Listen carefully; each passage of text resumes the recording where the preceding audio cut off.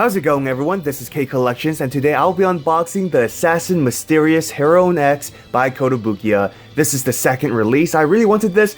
I missed the first release, so second chance of getting this figure. Alright, so let's open this up.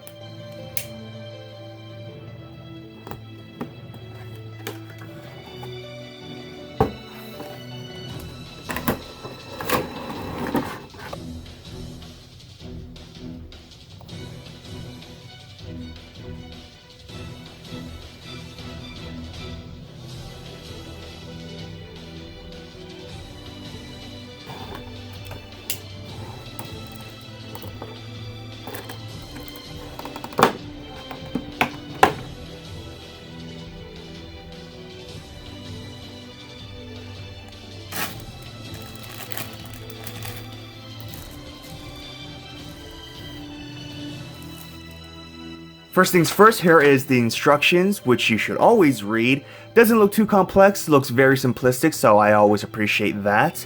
Next is the base, and I really like the design of the base. Nice shading all around.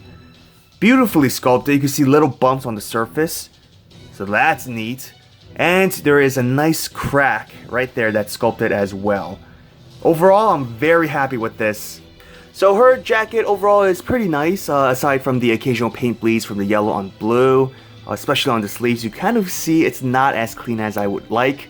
Another example would be right there, kind of sloppy right there, so I mean, nothing you could do. Aside from that, the shading on the back is very nice. Sculpt work is amazing, especially the folds, the wrinkles on the sleeves especially. That looks great, like it's just naturally blowing in the wind or something, so I like that.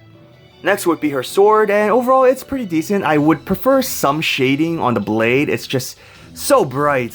It looks almost plastic, which is obviously it is plastic, but you know, they could kind of put some shading or something, I don't know. But aside from that, it looks very nice. Paintwork, again, you know, some paint bleeds, especially towards the center right here. Not the greatest or cleanest. That's okay. And there's also some scratches on the blade. It's hard to tell unless you view it at the right angle and if there's like bright light or something. So you're not gonna see it often, but it's a bit annoying. I don't think I can show you on camera, but there are some very light scratches on the blade itself. The handle is, actually, let me just see. Seems like the handle is a bit warped at an angle. I think it is. Like the handle is kind of like at an angle. It's not completely straight, which, I mean, that kind of sucks. I could fix it if I apply some heat to it and try to bend it back, but I don't want to risk it. That's okay though. Let me try to see. Yeah, it's at an angle. It's not the straightest blade ever, but whatever. For her second sword, it's also warped at an angle as well. God damn it, Kotobukiya. Get your act together. You're charging a ridiculous price for these figures. Yeah, you can't even get one concept right. Like, have a straight blade. You can see that it's at an angle, it's tilted a bit. So that is just ridiculous in my opinion. That's stupid. Painting is pretty bad as well. There are some paint bleeds, and there's really no shading, but I mean, it's a black sword, so you can't really put too much shading. I mean, you could maybe put different tones, but overall it looks... I'm just pissed off about the warped blade.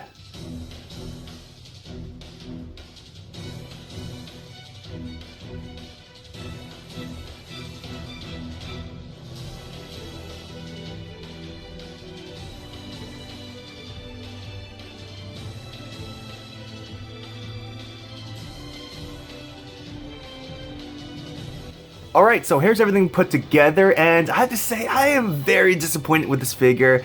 Sculpt work is fine, the main issues would be the paint bleeds, and I'll show you guys right now. On the scarf, it just looks ugly. It's borderline like prize figure level.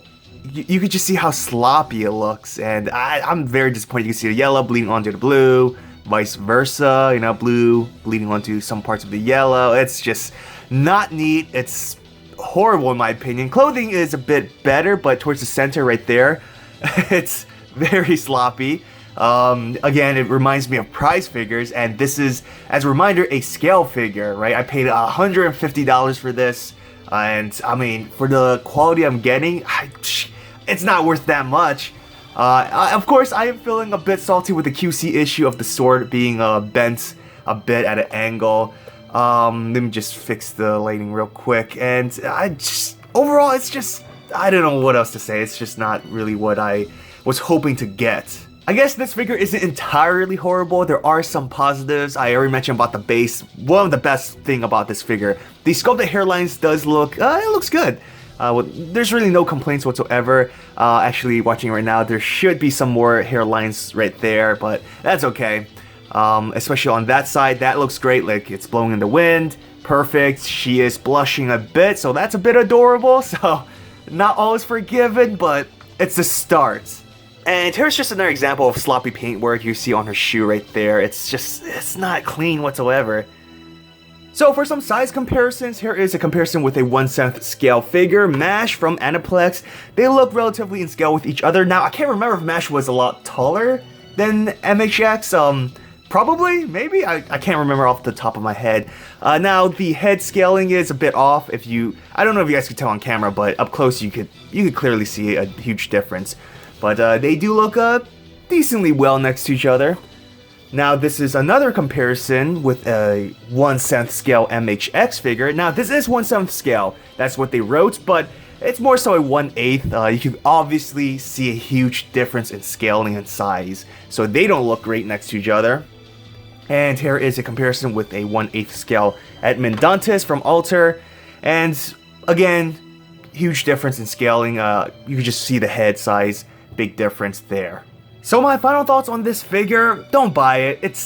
It's just so sloppy with the paintwork, and the QC issue may or may not be Kotobukiya's fault. I mean, it could have been warped during storage or something, but the weather's relatively cold, so I don't see that happening, because usually plastic can warp, especially weapons, during summertime or maybe hot springtime, something like that, right? But it's winter, so there really shouldn't be any reason, but I'll give Kotobukiya the benefit of the doubt. Maybe the sword was warped, or at an angle during storage or something, but it's still annoying. But the painting issues, the paint bleeds all over, cannot be forgiven. That's just horrible in my opinion. I mean, if I could pick this figure up for maybe $80, and that's pushing it, then maybe it's worth it. But for double the price, right? Retail price was about $130, $140, something like that. Plus shipping and everything, it's just not worth it. Save your money for another figure. I would highly recommend the MHX from Alter, even though it's more so a 1/8 scale, even though they say is 1/7. This one's a lot better. But if you want a MHX figure with both her swords and her third ascension, this is the only one, I think. I gotta double check, but just save your money. It's not worth it. A tremendous thanks to all my patrons for supporting me. If you want to support my channel, check out my Patreon or channel membership. Well, I hope you enjoyed this video. If you did, hit that thumbs up and subscribe to my channel for more Fate content. Follow me on Twitter, Instagram, and join my Discord server. All links are in the description. Have an awesome day, everyone. Till next time.